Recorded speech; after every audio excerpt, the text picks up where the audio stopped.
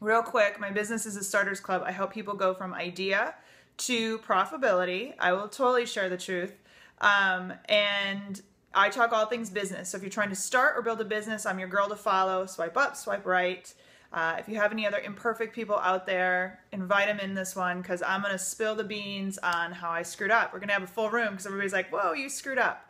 Okay, so this morning I talked about the power of networking, which is in the follow-up. And I talked about self-sabotage. And I said, don't self-sabotage, don't self-sabotage. You're killing yourself if you self-sabotage. And then I, sitting on my high horse, had one of the most self-sabotaging moments maybe year to date in my career. So I had one of these like super self-sabotaging moments where I had a pretty much awesome speaking opportunity handed to me for next January.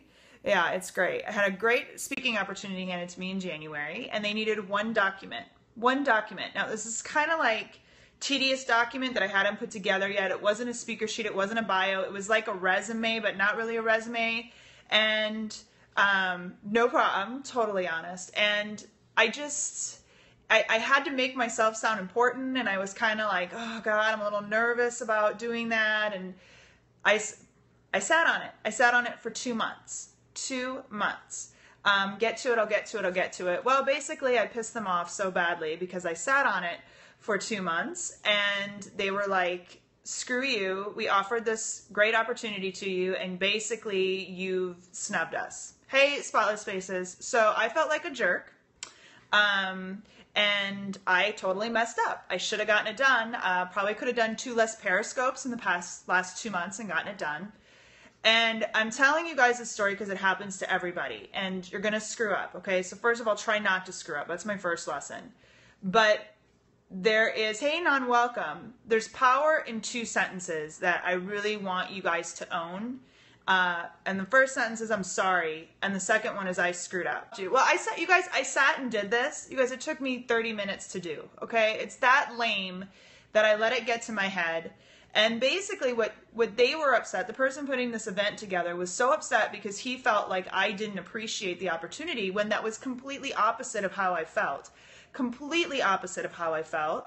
I wrote to him and said, listen, but I just said, listen, I am not asking for a second opportunity. I screwed that up. I get that. But the last thing I want you to feel is that I didn't appreciate this. And I wrote, I'm an asshole. I was simply being an asshole who was not getting her stuff done. And I didn't make it a priority, and I can't apologize enough for it. And I think this is not just important with opportunities you're given, but, you know, with clients too. I had a conversation, I don't think she's here, with a girl who jumps on all the time. She jumps on all the time, and she was talking about a copywriter who totally screwed her over. And I think for me as an employer, the worst thing in the world, there's going to be customers you just do everything you can and you can't please. And those are, you just got to let those go. A lot of times I'll give them their money back and just peace out. Like, I can't do anything to make you happy. But for the times that if you do mess up, I can't sleep at night knowing I messed up and somebody's mad at me for that and I'm not taking ownership of that. And if something happens in your business where you're at fault, guys, like Jim Bob wrote, add to it, yeah, hearts and clients. There is so much power to, I'm sorry, I screwed up, and what can I do to make this right? So luckily, I've never had that happen with a client where it was, I really, everything I do is an attempt to overvalue and make right, but it's going to happen. It's happening a lot in the online world, a lot of people taking advantage of other people, and you know, when we get called out, sometimes we just want to sink in and hide and not deal with it, right? Like, it's just easier to go in a hole. Like this morning, I felt like I was this big. I felt like such a jerk.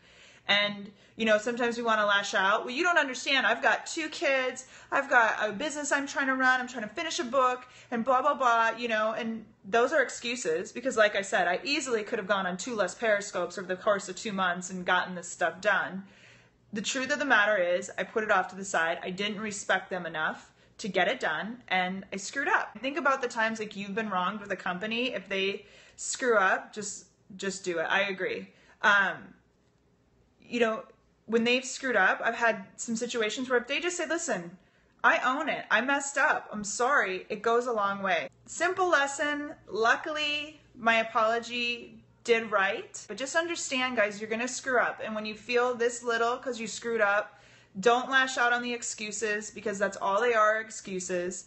Apologize, make it right, say I screwed up. And if that's all you can, if you can just stop a burning bridge that you've created, that might just be enough.